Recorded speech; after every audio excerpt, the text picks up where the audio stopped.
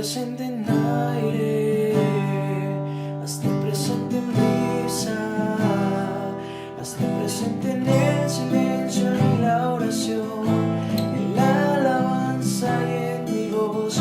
Pero ven, hazte presente en aire, hazte presente en brisa, hazte presente en el silencio, en la oración, en la alabanza en mi voz.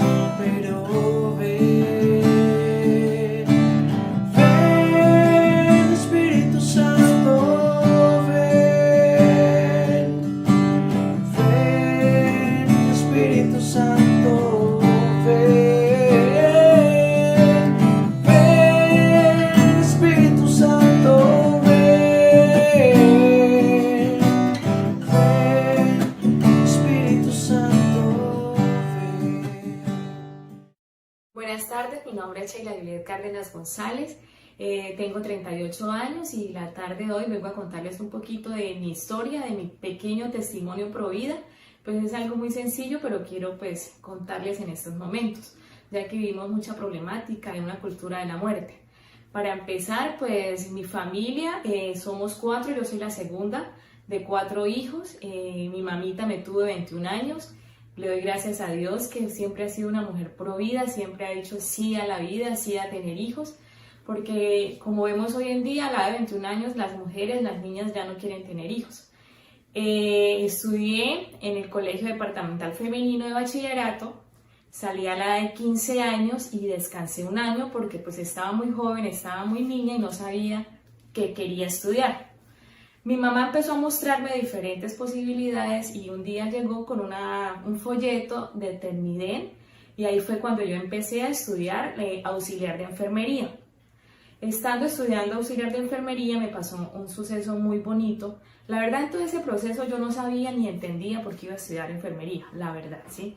Empecé a estudiar quizás porque mi mamá me dijo, estudia ahí, y yo pues muy obediente hice caso y empecé a estudiar. Recuerdo una noche, yo todavía estaba en prácticas teóricas, no estaba en prácticas ya directamente en el campo, eran como las 10:30 de la noche y empezamos a escuchar unos ruidos muy fuertes detrás de la casa y pues nos asustábamos, pensamos que estaban violando a alguna niña.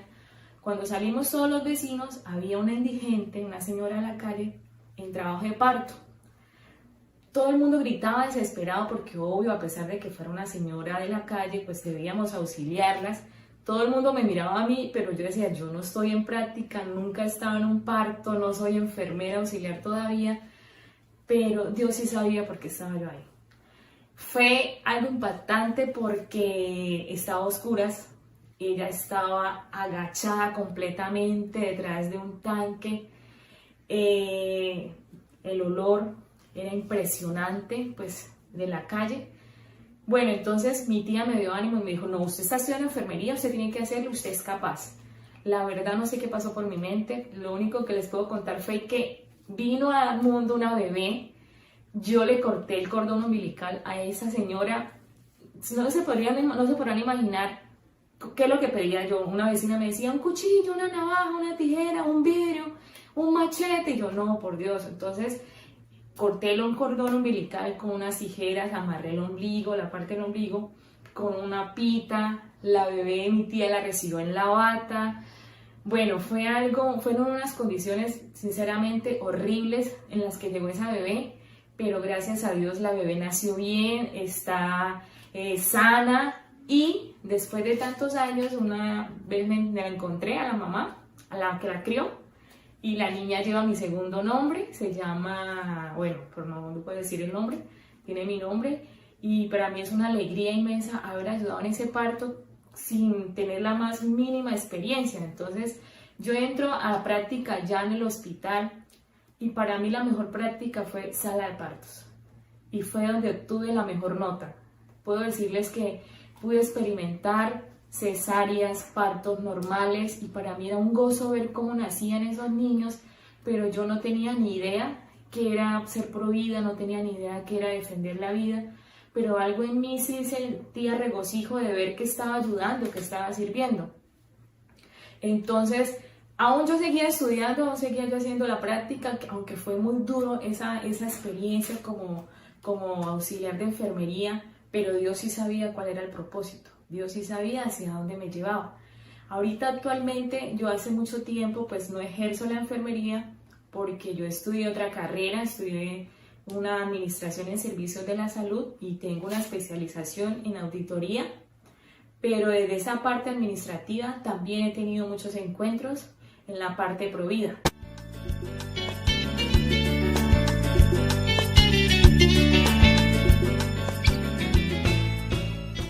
Yo entré al hospital a trabajar y tenía 18 años. Cuando yo entré a trabajar al hospital, pues no tenía la más mínima experiencia de cómo manejar un bebé y precisamente entro a trabajar en la parte de sala cuna. En esa época se llamaba sala cuna y yo entro y fue una experiencia demasiado pues impactante porque las enfermeras con las que yo trabajaba eran pues señoras ya mayores de edad y yo era una joven de 18 años y no sabía dar tetero, no sabía cargar los bebés, había unos bebés muy delicados. Una vez me tocó bañar un bebé que por delante se veía súper normal, pero cuando lo volteé para lavarlo por la espalda, tenía un meningocele. Un problema congénito de la médula espinal y pues yo no sabía y para mí fue algo impactante en ese momento. Lo único que hice fue acostarlo nuevamente, pero fue una experiencia maravillosa cuando yo trabajé en sala cuna. La verdad, pues siempre me he caracterizado por ser un poco insegura, un poco nerviosa y me daba miedo que un niño se me fuera a morir, que un niño en el turno le pasara algo y siempre a pesar de todo siempre vivía orando. Yo llegaba a mi turno y me paraba en la sala y les echaba la bendición a todos, pero fue una experiencia maravillosa. Algo doloroso cuando se moría algún niño. Tuve una oportunidad donde bauticé muchísimos niños sin saberlo y sin pensar, porque yo siempre he sido creyente, siempre he sido de una familia católica, pero sin pensar cuál era la importancia del bautismo. Y yo tuve muchos niños graves y recuerdo que empecé a bautizarlos. Y ahorita en este momento, después de tanto tiempo, recuerdo y digo, bueno, Dios, solo sabe Dios por qué me puso en ese momento, en ese trabajo, solo Dios sabe por qué me puso en ese momento en sala cuna. Y eran mis niños y los atendía con mucho amor, a pesar del temor de no desempeñarme súper bien como enfermera, porque era mi primer trabajo. Siempre llegaba al turno con ánimo. Cuando estaba de noche los arropaba, los peinaba, cuando entregaba turno les hacía unos peinados súper chistosos y siempre le pedía a Dios por cada recién nacido porque era duro para sus mamás y para esos bebés pasar solo, toda una noche entera en un hospital. Recuerdo una vez llegó una bebé de Arauca picada por las hormigas completamente sus pies y tenía disfonía porque le habían metido un trapo en la garganta y la habían encontrado envuelta en una bolsa negra. Cuando llegó esa niña también fue algo impactante de ver cómo alguien podía haber tirado a esa pequeña y haber permitido que se quedara ahí a asfixiarse. No sé cuánto duró la niña, tanto que llegó picada de las hormigas. Recuerdo tanto que la niña al final nos dimos cuenta, bueno, el médico, que era ciega y para mí fue algo impactante. Yo decía, Dios, ¿cómo una mamá puede abandonar un bebé? ¿Cómo alguien puede tirar a un ser humano en una bolsa negra como si fuera cualquier cosa? Entonces ahí fui aprendiendo el valor de la vida, fui aprendiendo lo hermoso de los bebés. Tuve muy bonitas experiencias, algunas tristes porque para nadie es fácil ver morir a alguien, más un bebé o un niño que muere solito, solo en compañía de una enfermera. Y fue una experiencia muy bonita. Y la verdad, fui poco a poco entendiendo por qué Dios había puesto en mi camino el auxiliar de enfermería. Porque quizás en mi corazón tenía un anhelo de dar a los demás un servicio. Y de pronto por mi juventud, por mi edad, no lo entendía. Pero pasó el tiempo y quería especializarme, entonces empecé la parte administrativa, luego estudié un posgrado, pero aún así desde mi parte administrativa yo seguía apoyando la vida, seguí enfrentándome a esos casos aún más duros, porque desde la parte administrativa, aunque uno diga no estoy cerca con un paciente, está uno más directo con el familiar, con aquel que viene con una angustia. Entonces en todo momento Dios como que siempre quería enseñarme, ¿no? Quería enseñarme al servicio de los demás, quería enseñarme el valor de la vida. Recuerdo una vez que estaba en la oficina, yo trabajé en referencia del hospital. La verdad se fue hace mucho tiempo, no recuerdo muy bien cómo fue el caso, pero me llegó una joven que quería abortar. Recuerdo que en esa época había un misionero que se llamaba Henry Márquez, que estaba en la parte de Misión Provida, y yo desesperada como tratando de buscar el teléfono de él, que cómo podía ayudar a esa joven de que no fuera a abortar. La verdad, creo que contacté al misionero, también estaba lo del CAN de la señora Sonia. Al fin, la joven no pudo abortar, o sea, no abortó, bendito sea Dios. Pues no fue que yo hice mucho, la verdad no es que tenga un súper testimonio pro vida, pero yo creo que todas esas cosas por las que he vivido en mi carrera me han enseñado muchísimo, siempre estar al servicio de los demás y siempre al favor de la vida. También recuerdo este hecho, desafortunadamente, alguien también que supe que iba a abortar, muy conocido, y empecé a orar muchísimo, porque ya llevaba un momento, ya un tiempo de conversión, en mi vida, donde siempre conocí de Dios y de la Santísima Virgen María, crecí en una familia católica, pero igualmente uno está en pecado y uno no sabe las cosas que hace. Desafortunadamente en mi vida amorosa, pues con mi pareja, durante muchos años planifiqué, ¿sí? Durante mucho tiempo planifiqué, pero a pesar de ser enfermera auxiliar, uno como que el pecado lo ciega y uno no tiene como ese razonamiento de pensar que el planificar le hace daño a mi cuerpo, que con el planificar estoy interrumpiendo que quizás crezca un bebé. Pero fue ahí cuando fui a un retiro de Lazos de Amor Mariano y pues me di cuenta la parte cuando le hablan a uno en contra del aborto, y yo reaccioné, yo dije, Dios mío, yo siendo enfermera, hablando de promoción y prevención, habiendo trabajado con bebés, planificaba, le estaba haciendo daño a mi cuerpo y también estaba pues prohibiendo un bebé viniera a la vida. Pero bueno, para eso estamos y el Señor siempre nos pone cosas en el camino para ir aprendiendo poco a poco.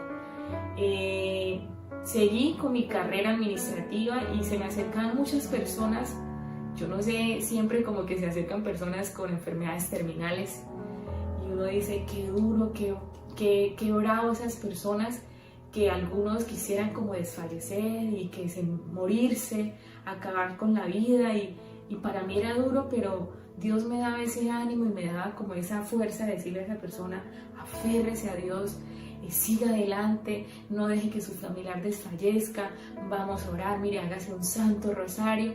Y para uno es fácil decirlo, pero uno no sabe lo que siente esa persona, que está ya en sus últimos días, que ya quiere morirse porque no aguanta más un dolor, porque no aguanta más una quimio, pero Dios me tenía en ese momento ahí. La verdad, hubo muchísima gente que se me acercaba y yo decía, Dios mío, yo soy como de buenas para que se me acerquen los enfermos terminales, y a veces me daba angustia, pero yo, bueno, Señor, usted me pone acá, es por algo.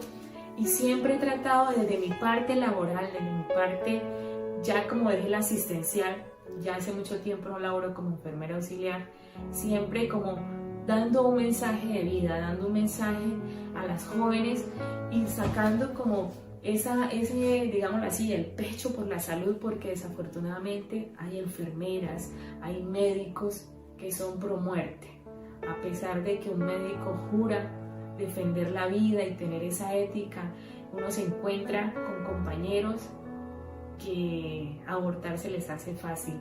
Entonces siempre está uno con ese contrapunteo con el compañero, con el que dice, no, pero si la violan, que no sé qué, yo la apoyo. A veces me daba muchísima rabia y prefería callar, pero ya después con el tiempo y en el proceso de mi conversión, uno no se puede callar. Con mucha educación uno tiene que hablar y defender la vida. En estos momentos tengo 38 años y no tuve un hijo, bueno, hasta que Dios lo quiera, si es su voluntad, y yo me arrepiento de haber planificado, de haber intoxicado mi cuerpo y me arrepiento quizás de muchas veces, si alguna niña se me acercó, no la pude aconsejar bien. Entonces, en este corto mensaje, en este corto testimonio pro vida, porque sinceramente es corto y sencillo, quiero decirles, invitarlos que estamos en el momento de aprender y defender la vida, de aprender a defender a los más pequeños, a esos niños indefensos.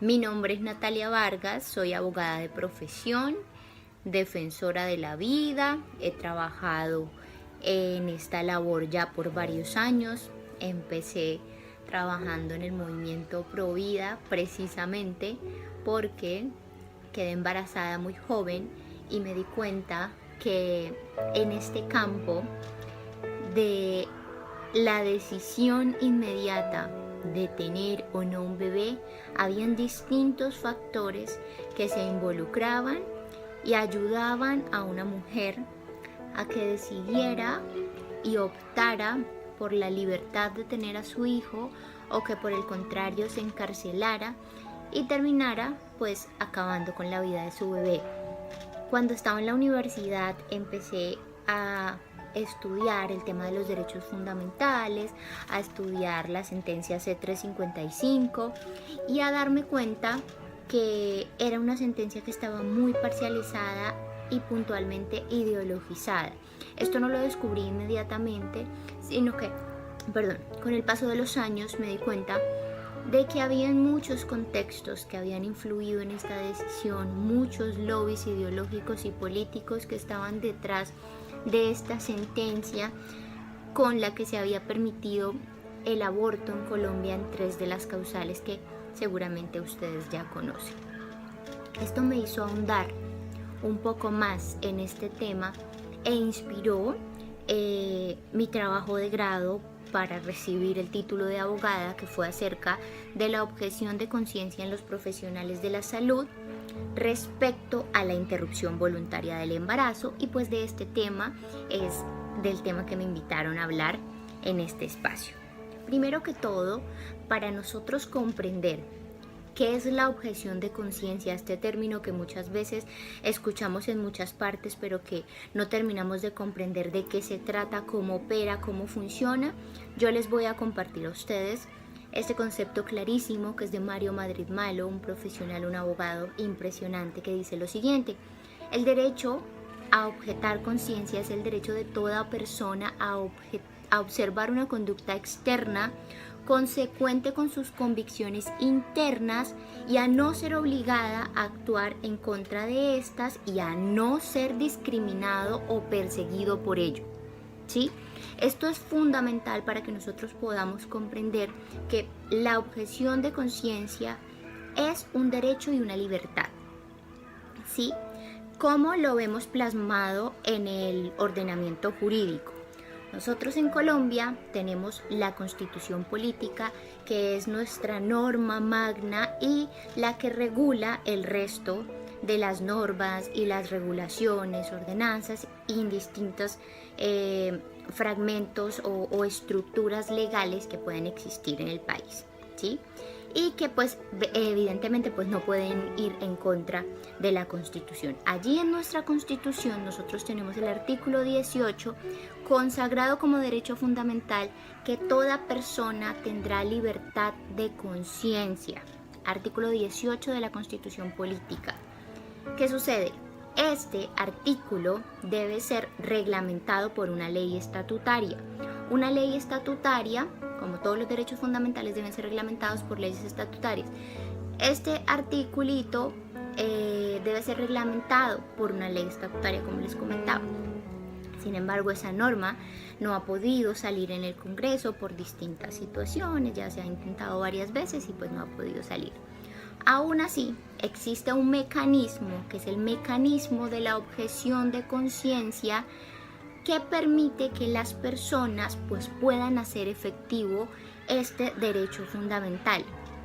¿Qué es la objeción de conciencia? Es la manifestación externa que yo realizo frente a algún tipo de actividad, algún tipo de acción que vaya en contra de mis principios, de mis creencias internas e individuales, ¿sí? Frente a esto se desprenden otras distintas situaciones, pero vamos a hablar puntualmente de lo que es la objeción de conciencia individual en el profesional de la salud en cuanto a la interrupción voluntaria del embarazo, que es como se le ha llamado muy erróneamente al aborto. El profesional de la salud en Colombia está blindado porque está protegido por una norma constitucional que lo abarca a él y a todos los nacionales en este país. Además de todo, que es un derecho humano ratificado por Colombia. Ratificado, es decir, que la regulación internacional también contempla este derecho como un derecho fundamental y Colombia al ratificarlo, es decir, al introducirlo dentro de su ordenamiento jurídico, lo que hace es reforzar que las personas puedan ejercer este derecho fundamental. ¿Qué sucede puntualmente con los profesionales de la salud? Y es un tema que ha tenido muchos ámbitos de discusión. Se determina que los profesionales de la salud que pueden hacer uso de la objeción de conciencia según reglamentaciones de la interrupción voluntaria del embarazo en distintas sentencias de la Corte Constitucional son directamente los profesionales que practican la acción o que realizan puntualmente el aborto, y estos serían los médicos. Aún así, existen reglamentaciones que ahorita no tengo las normas exactas, pero se las voy a dejar, que hablan acerca de la objeción de conciencia de los profesionales de la enfermería, que hablan de la objeción de conciencia del resto de los profesionales de la salud, y varias sentencias que han debatido profundamente si las personas jurídicas, las instituciones, en razón de su ideario, podrían también ser parte de estos objetores de conciencia en estos temas.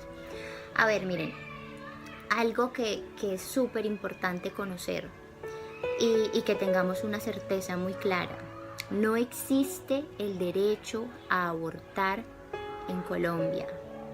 Existe la despenalización de la conducta en 3 causales. Por el contrario, sí existe el derecho fundamental a la libertad de conciencia y en consecuencia a objetar conciencia, ¿sí? Esto es muy importante porque muchos profesionales de la salud están muy asustados y se sienten muy perseguidos porque dentro de los sistemas y de las EPS circulan muchos rumores que si ellos no realizan, no practican, van a ser despedidos. Y recuerden que, como les decía en el concepto principal de la objeción de conciencia, esto implica no ser perseguido en razón de tener una posición clara frente a una situación. Quiero invitarlos a que seamos pro vida, a que defendamos la vida, así estemos en las últimas para evitar la eutanasia, porque es difícil ponerse en los zapatos de esa persona que está muriendo, que está agonizando. Lo puedo decir yo, que trabajé como enfermera asistencial, y ver a esas personas que le toman la mano a usted y con la mirada le dicen todo, pero uno tiene que siempre animar a esa persona y decirle que Dios da la vida y solo Dios sabe cuándo se tiene que ir, porque Dios no quita la vida. Eso me suena como muy feo decir Dios le quitó la vida. No, Dios no quita la vida la quita el asesino, la vida la quitan las mujeres, la vida la quitan los hombres irresponsables. Es el momento en que Dios dice ya no más, me lo llevo.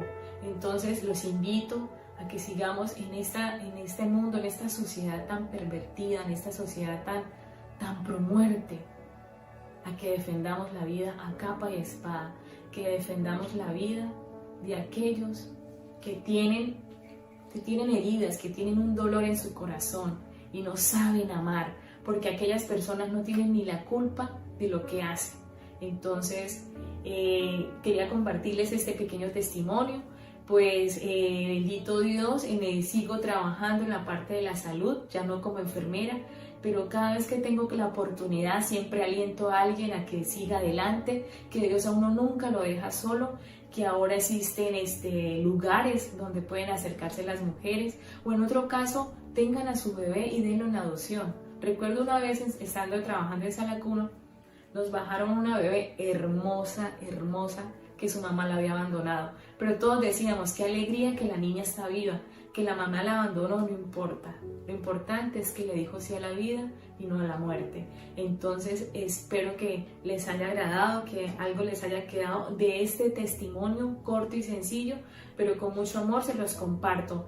Y los invito a recordar siempre que sí a la vida, no al aborto. Defendamos la vida a toda costa, sin importar cualquier obstáculo. Dios los bendiga, que tengan una santa tarde.